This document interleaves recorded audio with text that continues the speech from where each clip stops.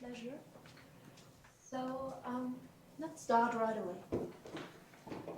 You've seen the time-dependent Schrödinger equation a couple of times, and yesterday we have also seen the specific way of writing it with a small parameter epsilon. So it is here in front to move on the long time scales, and it is here in order kind of to save. I mean, there would be the mass ratios in front.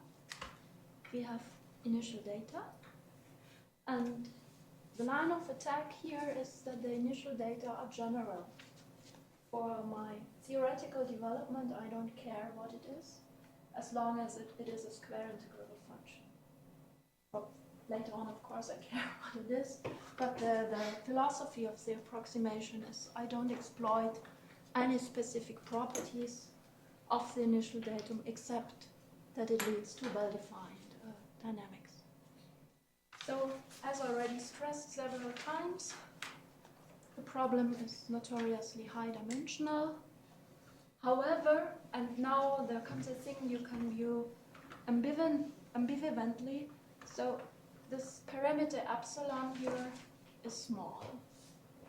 So you can say this is a burden on top of that too, because it creates oscillations in time and in space too. But the point of view here is now to be optimistic and say, okay, let's take this as an advantage. This is high frequency regime. Why don't we do high frequency approximations? The second crucial thing is that we are not very ambitious. So I want to do something, but I don't want to solve the problem. I think it's too hard for me. So I don't go for the wave function as it has been done before. I just go for the expectation values. I mean, typically what you do is, you solve for the wave function, and then you have some clever ways of inferring the expectation values from the wave function. And I'm trying to go the direct route, just trying to be clever, right, for the expectation value without doing the rest of the hard work. So, this is an expectation value in this bracket, inner product formulation, it's an integral. And now I start to being careful, because now I really care what the operators are which define the expectation value.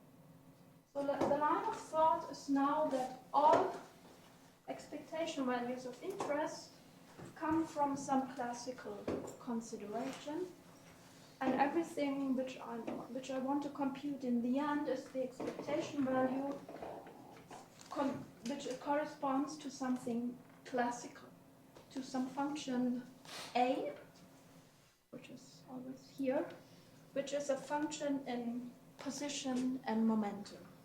So here these are obvious first choices: position, momentum, expectation, energy expectation, and whatever else. But the point is, there is first a classical thought, a function A and position and momentum, and then you quantize. And now there is a thing I'm careful, because I'm very picky, or I'm insisting on being careful at that point, the way how you quantize. Because you have position and momentum, you have on the operator level multiplication by functions and differentiation, and you have to care about the order you do the things. It's a difference if you first multiply or did whatever. And the agreement for the rest of the talk is to do it symmetrically. So I'm using while quantization, and this means you do the one first and then the other, then you do it the other way around, and then you do the average. Okay? And this is crucial. It might seem, of course not necessary to think here, because here position and momentum are just here additively combined, but we will see later on for what I'm going to do, quickly positional momenta will couple in non-trivial ways, and then I have to be on safe grounds how to treat somebody who is an unobvious combination of Q and P. Okay. So this is a theorem most of the mathematicians here know, but I'm not sure if the chemists here, I think you know it morally, but I think you don't know the name. It's so the typical name is Agorov. It's something of the late 60s, and it goes like follows. So you're interested at the expectation value for some operator at time t, and there's an approximation to it. So you take your function a, which defines the operator, and you evolve it along the classical flow. And the classical flow is the one which is the obvious classical counterpart to the Schrödinger dynamics. So when you now compare those two expectation values, you can make a quantitative statement about it. It's the small parameter epsilon in the game, which gives you accuracy. And there is a constant in front. It depends on the function a and a couple of derivatives. Of course, it depends on the length of the time interval you're looking. And it depends on the third derivatives of the potential, which means it is exact for the harmonic oscillator. So everybody who has vanishing third derivatives is treated exactly by the thing, and the approximative properties of this just kick in for non-harmonic parts of the dynamics. And the thing which is pleasing to me is that it is an epsilon square which is going up. And this is something noticeable, I would say. It's not square root of epsilon, not epsilon. It's epsilon square, which is already, let's say, epsilon is 1/100, if we write it 10 to the -4. For nothing. Because, I mean, on the bottom, it's just classical dynamics, and it's being careful about what is the quantization. So I called it for this talk Agorov 2 to stress that it is second order with respect to the semiclassical parameter. Okay, so now you might be not happy because for a specific problem at hand, it comes with a specific epsilon, it is problem given, and then the problem tells you how accurate you actually can get. And you might not be willing to accept that the problem tells you how accurate you will be in the end. So this is also kind of well known how to fight against that fact. You can improve, and you can improve systematically. So you see here, we can move up from square to the power 4, and we could do to arbitrary even powers you wish to have, but I think for the sake of the presentation, 4 is enough, because I mean, think for some reasonable application, it's already really small. The nature of the approximation in terms of the approximation error stays the same. However, it is higher order derivatives of the potential which go into the error constant. And the thing here which is written here is in some sense new. So the analysts here, I think, should know how you improve a very simple asymptotic approximations to higher order. You have to add derivative terms, blah, blah, and you can write down asymptotic series with well-defined summands in it. The point is, with this formula written here, to access those well-known terms in such a way that ordinary differential equations pop out. And this is kind of the novelty of that slide. At the bottom, there is still just classical transport, and you have to move everybody along the flow lines. And then you have to correct. You have to correct with an epsilon square to reach epsilon fourth, okay?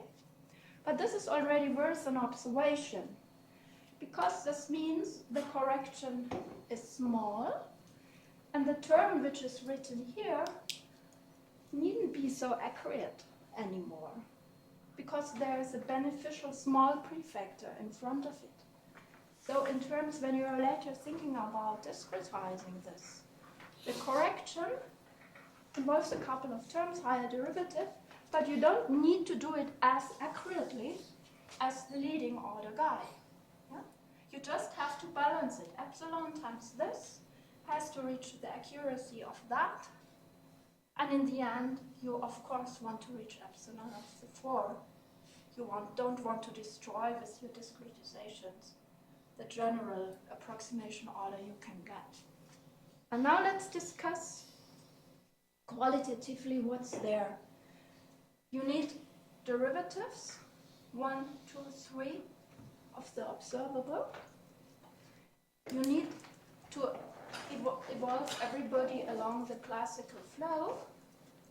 And then there are dynamical corrections to it. The formulas are not very nice, but the point is you can write it down. You don't even need to write it down. You can generate it automatically what they look like. And the point is they solve a first order ODE. Okay.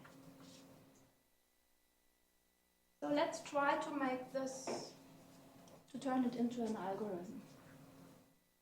I have to get hands, at least initially, at the expectation value. And the idea is to do it as a phase-space integral of the function a, which defines my operator, and the weight function, which comes from the wave function I have to choose, is the Wigner function. I decided to go for Y quantization, so I'm bound to using the Wigner function here in order to get the expectation value as a phase-space integral. Point is, it's real valued. You might not like to have a quantity which attains negative values here in the integral. You might prefer something non-negative, a density. So when you look to the literature, people also like the Husimi function. What is done, or what has been proposed several decades ago, is a Gauss transform, a smoothing by a Gaussian function. And here in that case, where we have this singled out the specific scale epsilon, you know what has to be the variance of the Gaussian for the smoothing in order to make everything positive. However, the smoothing, of course, affects accuracy. I mean, you can't blur something, and I mean, you're destroying information in that process. And with respect to the expectation values, you're losing an epsilon. You can write down the difference explicitly, and you see it involves second-order derivatives of the A, and it gets an epsilon. So if you now just trying to kind of brute force approach, you say, I don't like the Wigner function, I do it with the Husimi function instead, why not? You're sacrificing your epsilon square. You drop down because you have done initially the smoothing, which has destroyed valuable information for the time propagation. However, you have gained non-negativity. And maybe just to have a picture, you see what is done. So this is the Wigner function of a superposition of two Gaussians in 1D. And this is the corresponding Husimi function. So this blurring is just right to make the oscillations in the middle disappear and the bumps become broader. And of course, this is a much nicer object to work with in terms of sampling everything. but you have to know that you're losing. So the idea was, couldn't life be nice? Why don't we work with the Houdini function to have this non-negative, more smooth object, but still do the same game we know how to do? And the idea was, okay, we know how to do corrections to raise the order of the approximation when we work with the Wigner function. Can't we do the same trick? On the level of the Houdini function, we correct the observables and we correct the flow a little bit to arrive at the same approximation order in epsilon again. And the answer is positive. Yes, you can do. Again, I mean, you have a part which is a flow. You have to take derivatives of the observable, transport them along in the flow, and then there is some stuff which involves second and third derivatives of the potential. And again, I mean, but you get ODEs you can solve. The interesting point is that the flow is not the original flow. It has to be, the potential has to be corrected a little bit in order to make it work. You write down, if you do it with the original Hamiltonian flow, you can write down that it is wrong. I mean, it's not wrong, but you're stuck with epsilon and you don't get the next order. You have to correct the flow as well. Okay, now let's discretize. Now everything is ready to do it. So we are after expectation values for time t. We have already discussed that we can write them as phase-space integrals with respect to the initial Wigner function, and we have to evolve the observable along the flow, and then there's a remainder.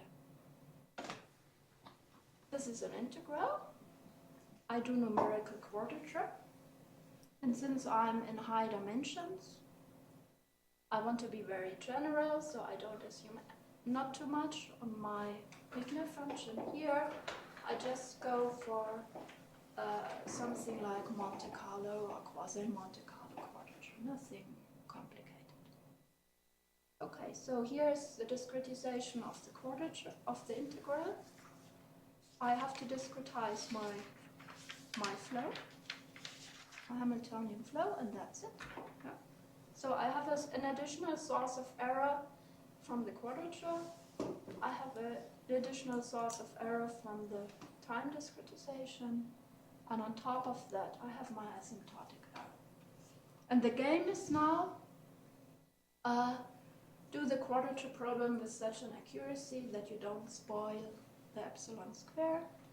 Do the time discretization in such a way that you don't spoil the epsilon square.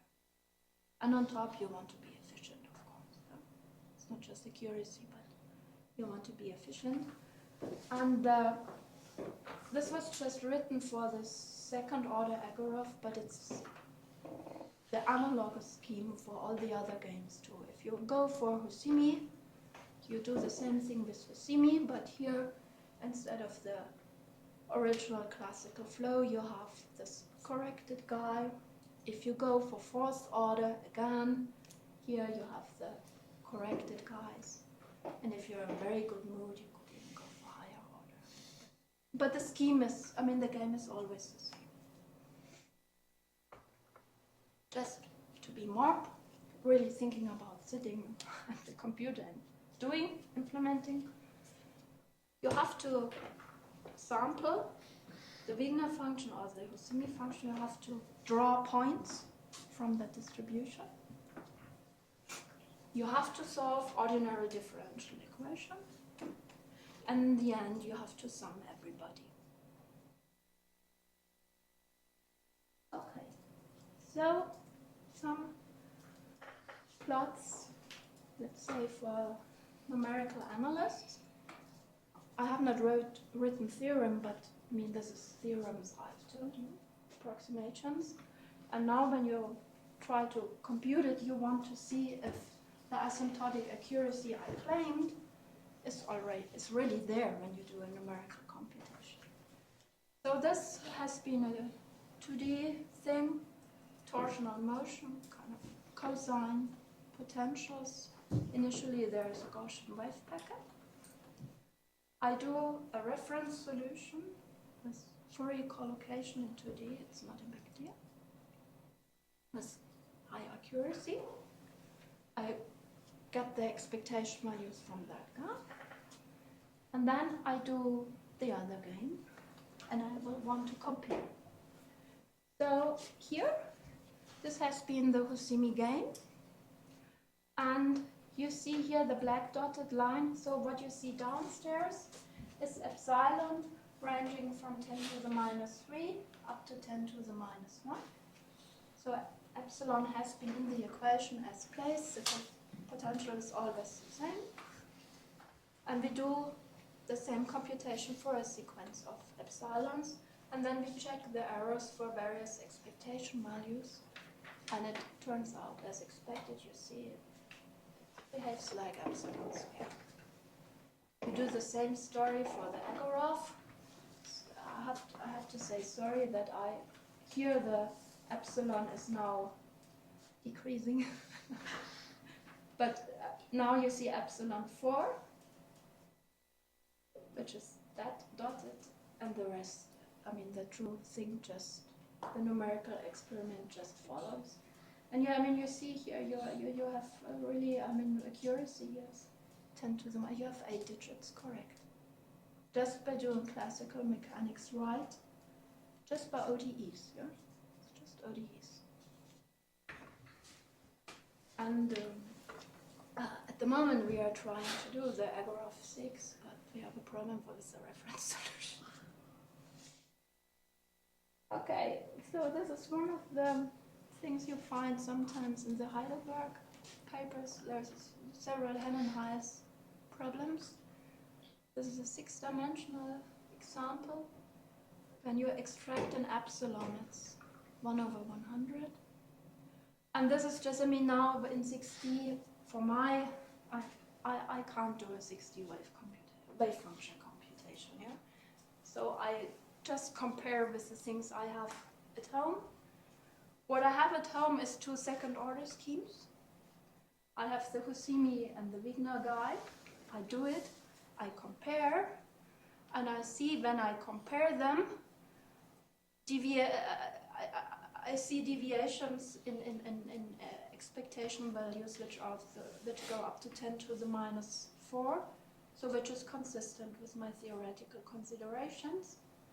And when I compare my second-order Wigner approach, and I just replace the initial Wigner function by the initial Husimi function, it is actually, as I claimed, I'm losing accuracy.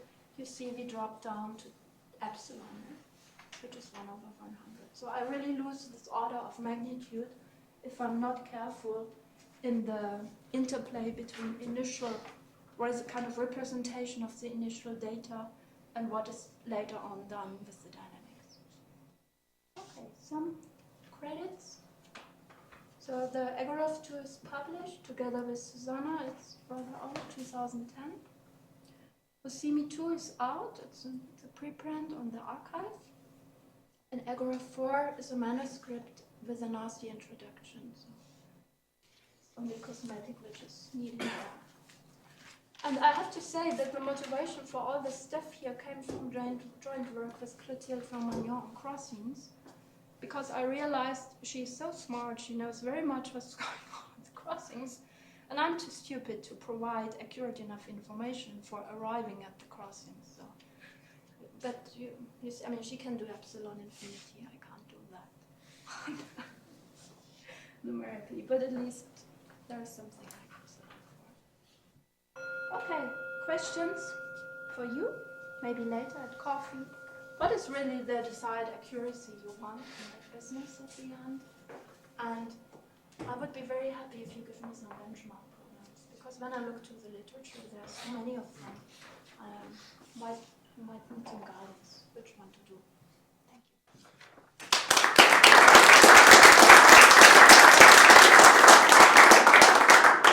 Perfect.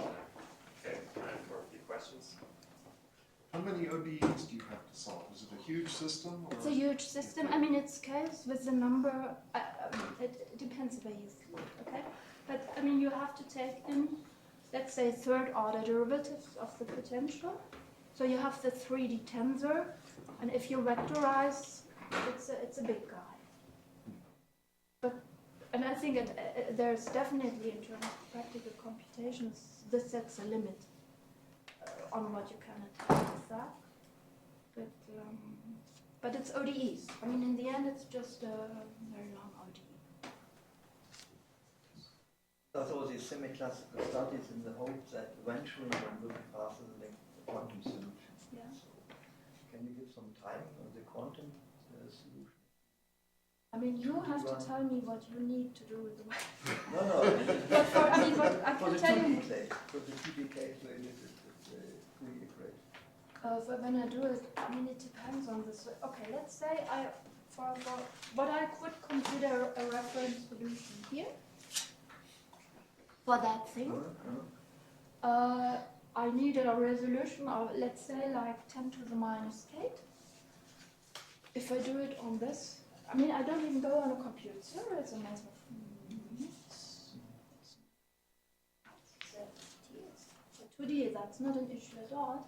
But this semi-classical stuff is seconds. You can actually, you don't go for a coffee. You just press the button and wait a second. And if you compare their... I think in 2D it's not worthwhile to do it. This is just in order to learn. But I mean here,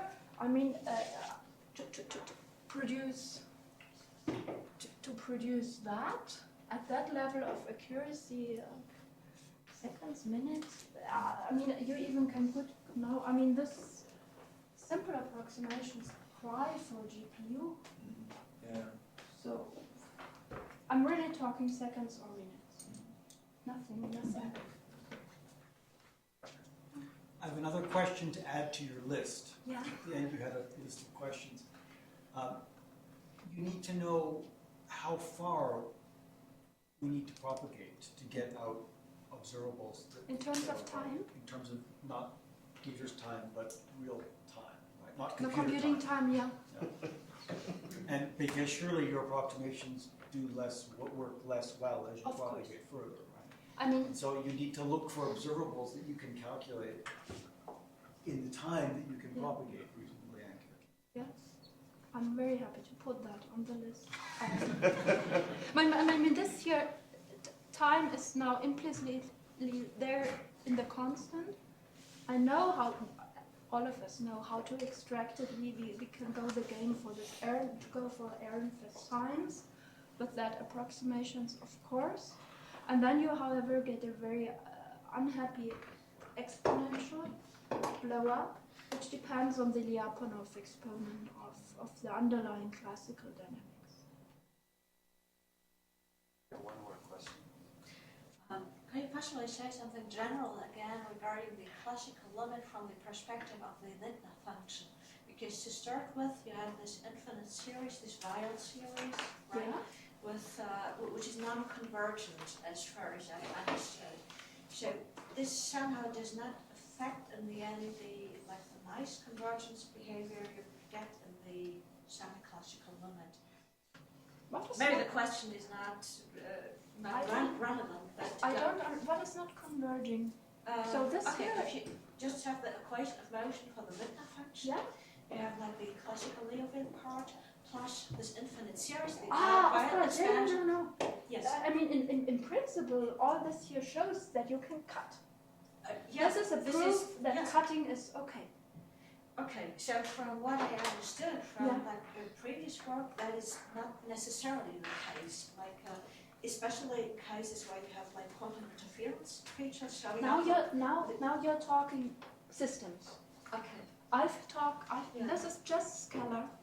Okay. This is Okay. it's just a single surface. You are Okay. perfectly right. Okay. The situation changes drastically Okay. as soon as you have levels, crossings. Okay. So This so is- anyway, this this does doesn't work. imply that you're allowed to This cut. is- Okay. This is just one single surface. Okay. And yeah. Yes. Fine. Can there be barriers on those surfaces? I don't mind. Okay, Huh? still works with barriers, with tunneling. No, I mean, I think my estimates are really, let's see, where is it? The estimates, this really tells the truth. There's nothing under the carpet. It's, But tunneling will be in here. You will not see tunneling. I mean, it depends what is tunneling for dynamics. I mean, but if you can pass a barrier, of course. There are situations, I'll show one more, where you actually do describe tunneling within a classical Wigner kind of model. Surprisingly, surprising to me, and there's a reason why. But not the usual exponentially small tunneling thing of the textbooks. No. Tunneling factors of 10 to the minus 4 or 5. But you're away from more. It doesn't work, you get tunneling through a potential barrier, because when V has discontinuity, then of course this Hamiltonian flow is not away No, from this is everybody, this is molecular dynamics, no barrier, no cut. So now, okay, Yeah, it's smooth. okay. Yeah. But I it mean, may happen, it may no. happen this step. potential has discontinuity, right? Then You don't have it You in don't that have it. context, you only have it at crossings, and at crossing the story is anyhow completely different. I mean, you don't have a step line, I mean, everything is smooth here. But I think, what one has to keep in mind, it's a bunch of trajectories which runs, it's not just a single trajectory, it's a whole swarm of trajectories which is sent forth. Okay, well, it sounds like it's going to be stimulating coffee break. So